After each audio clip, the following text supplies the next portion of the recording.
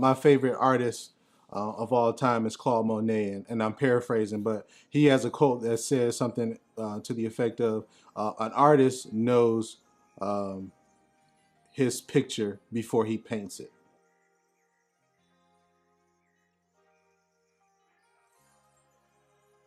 Joining me here today is my big brother, Detroit's own beauty and fashion photographer, StevieD. How are you feeling, brother? Feeling good. Glad to Awesome, be man. here. Oh, I'm happy to have you in the studio today, man. The home studio, the kitchen Yes, studio, the sir. living room studio. That's where it all goes down. This is where it all goes down, man. You guys came a long way, and I'm happy to have you guys here.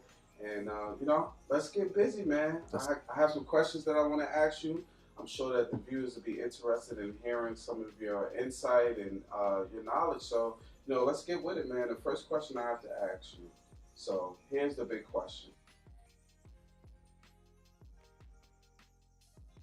I get asked that a lot of times, and I think one of the most important thing that I like to tell people is, what got me into photography was I was always an artist, but I could never draw. I could never paint. I really sucked at both of those things, but I knew I loved the creative process of being an artist. So when I naturally picked up a camera, it was just like, this is how I'm going to paint my strokes. This is how I'm going to draw on my canvas by using a camera. At first, it was very intimidating because I usually never like to be in pictures. So, trying to be in someone else's perspective on taking their pictures was a challenge, but I loved it. It was one of the best decisions I made as far as, creating and being an artist. And that's how I got into photography. That's all. When I first started photography, I was taking pictures of anything. I would take a picture of a frog humping a turtle if I could get a good image. But I noticed it wasn't really fulfilling me as far as the creative process. As an artist, you need to really stick to whatever makes you create. So I got into beauty and fashion because I felt like that would be the genre that would help me to create and put things together. Beauty is always with the team. You have a makeup artist, and with fashion, you have a stylist, sometimes a creative director, and then just getting all those ideas and inputs into putting into a shoot was something that I really, really enjoyed and I love to do. And it's what's been making me create. So that's how I got into beauty and fashion photography.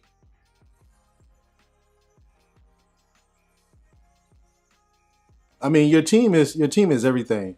If we look at anything in the world that's team based, you win based on how well you jive with that team.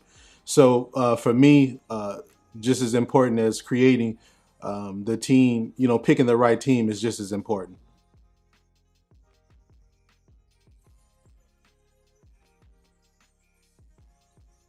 Very, very important. This tip is going to help a lot of people. I'm going to say focus on what you do and not on what others do. As an artist, sometimes we look at other people's work and it's supposed to inspire us, but a lot of times we get in our own way and we wonder, how can we be like that person? How can we create like that person? And then sometimes that really kills the creative process. So I like to tell people to just focus on what they're doing. You can be inspired by other people's work, but never compare yourself to what someone else is doing.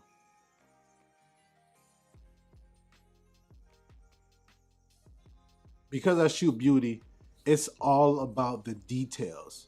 Um, whenever if I do a one look shoot, I'm probably going to get 10 to 12 frames out that one look.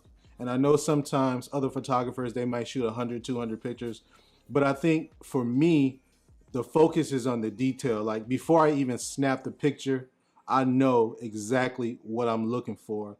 I know what I'm going to be looking for during the retouching process as well. So I'm setting up my lighting based on the idea I have for the retouching later. Like I said, detail is very important, and in fashion, it's just as important because you may have garments that are wrinkled.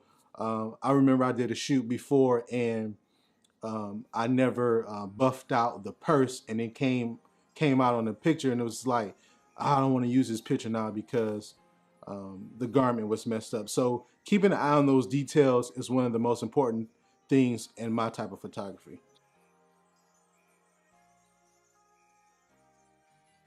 It's weird because I'm one of those artists who I'm very humble. I never like any of my work, but I think that I have a lot of friends and family and people who follow my work and who are inspired by my work. They constantly tell me, "Oh, I love this, I love that." But for me, uh, I try not to let that get to me or get in my head because I want to continue to create. And I know that my work is good, but I'm never satisfied because I think as an artist, if you get to a point to where you're satisfied with your work, then you become stagnant. The consistency isn't there. The need to create isn't there because you feel like, hey, I've made it. Art is subjective, so some people like it, some people don't, and I think that's where I sit right in the middle, where I like it a little bit, but I don't like it enough to say, you know, I'm the bomb at it. But I'm pretty good. Ooh, bad energy. I stay away from bad energy. I don't be around people who who just kills my mood. Like I'm a very moody person because I'm a Gemini. Shout out to all the Geminis. So I like to stay in a good mood. And when someone is around that kills my mood, it's like, nah, man, you gotta go. So that's one of the things I try to stay away from in photography. And then again, elaborating earlier, like I said, I try to be inspired by other people's work, but I definitely one of the things I stay away from is comparing myself to other artists. Oh wow! All right, so I just like a week ago bought a new mirrorless camera, the Sony A7R III. It was like 31.98. Oh man, burned a hole in my wallet. It's probably still on fire right now. But that's one of the most expensive purchases that I've had as of late that I can remember. All right. One of the worst investments that I've ever made, and I try to tell people to stay away from, is light stands. So I recommend anybody to get a C stand. So before I bought a C stand, I've had like 12 light stands, and they all break within a year. And I bought one C stand, and I've never had to buy another light stand. So I tell everybody to buy C stands. I got a couple of them. They're really heavy, but it's worth it. They'll last forever. So that's probably one of the worst investments in photography is light stands. Exactly, light stands.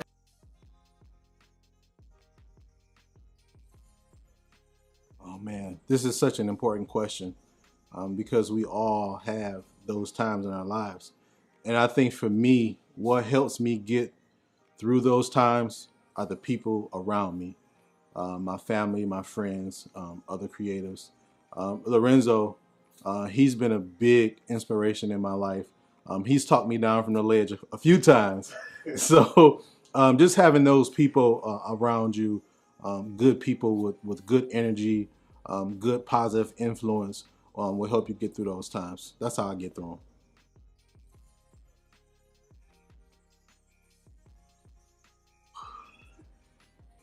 Capture One for raw converting, Photoshop for regular retouching. Mac or PC? Mac. Prime or Zoom?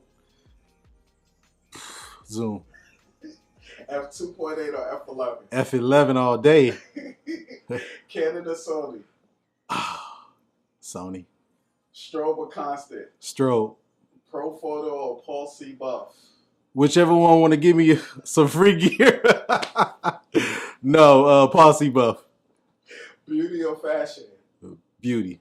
Studio or on location? On location. Student or teacher? Student. Voltron or Transformers? Decepticon.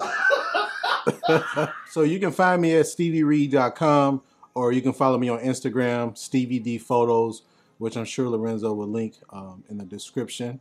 I got some awesome content coming out for you guys, some behind the scenes videos. I do a little bit of vlogging. on my YouTube channel. I'm also going to be teaching retouching classes as I've been doing in the past, lighting classes. So if you guys want to follow my work, I really appreciate it. You won't be disappointed. I like to have a lot of fun, crack jokes, laugh. So if you're into that type of stuff, holla at your boy. Peace. Peace. Shout out to my homie Claude. Yeah, you are hilarious.